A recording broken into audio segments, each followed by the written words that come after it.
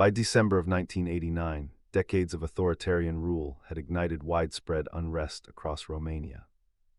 Protests escalated into violent clashes between citizens and the feared Securitate secret police. Facing the collapse of his regime, dictator Nicolae Ceaușescu and his wife Alina attempted to flee the capital city, Bucharest, on December 22nd. They were apprehended by military personnel later that day near the city of Targovist.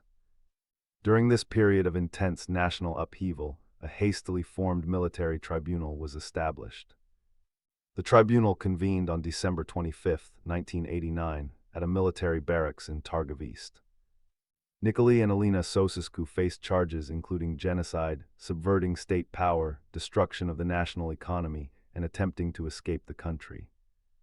The proceedings were remarkably brief, reportedly lasting little more than an hour. Their pleas and demands for a civil court were rejected by the tribunal members. Following the swift deliberation, the tribunal delivered its verdict.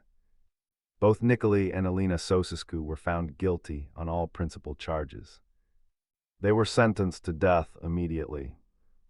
As events unfolded, soldiers were directed to carry out the execution within minutes of the sentencing. The execution took place in the courtyard of the barracks. Reports from the time describe a rapid and intense fusillade of gunfire. The sheer speed of the trial and execution was widely criticized internationally, but accepted by many Romanians weary of the long dictatorship. The events of December 25, 1989, marked the definitive end of the Ceaușescu era in Romania. Immediately following the execution on December 25, the bodies of Nicolae and Alina Ceaușescu were transported away from the barracks.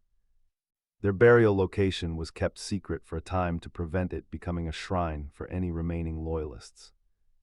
As events unfolded that Christmas Day, Romanian state television broadcast news of the trial and execution.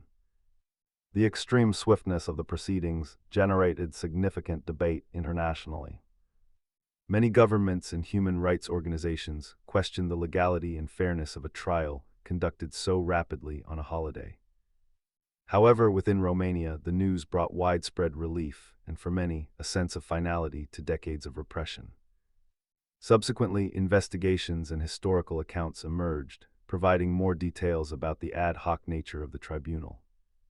Military personnel involved later gave testimonies detailing the pressure and chaotic atmosphere surrounding the events in Targovist.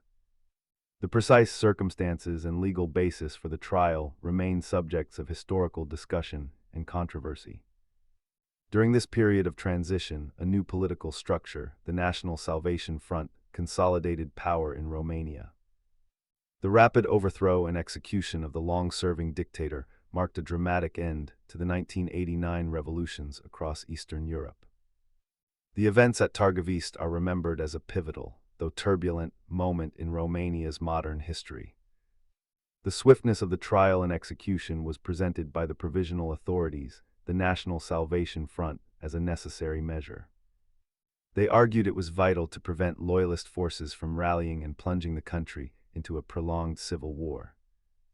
During this volatile period, elements of the Securitate were still actively resisting the revolution, leading to continued fighting in parts of Bucharest and other cities. Reports indicated that the execution squad comprised 8 soldiers, specifically chosen for the task.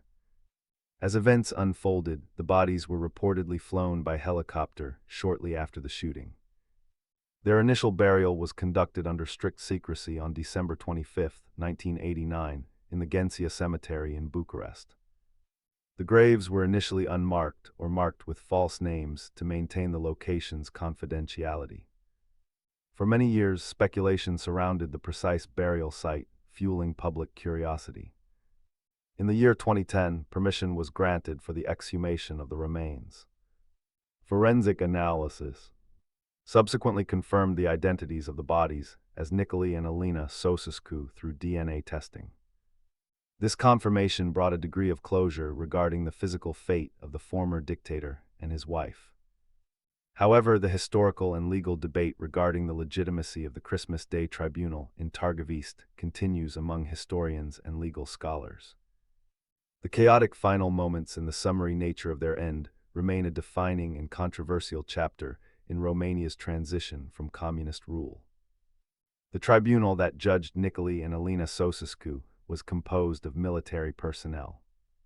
These individuals were appointed under immense pressure during the chaotic days of the revolution. The courtroom space within the Târgăvești barracks was improvised for the occasion. The environment was charged with tension and the urgency of the moment. Neither Nicolae nor Alina Ceaușescu was given access to independent legal counsel for their defense. Their challenges to the tribunal's authority and requests for normal court procedures were rejected. As events unfolded, the proceedings deviated significantly from standard legal practices. Evidence was presented rapidly, and opportunities for detailed questioning were minimal. Subsequently, the trial was widely characterized by international bodies and legal experts as a summary judgment. The swiftness and lack of due process raised persistent questions about its legitimacy. Throughout the era following the revolution, the validity of the Târgăvești trial has remained a sensitive and debated topic in Romania.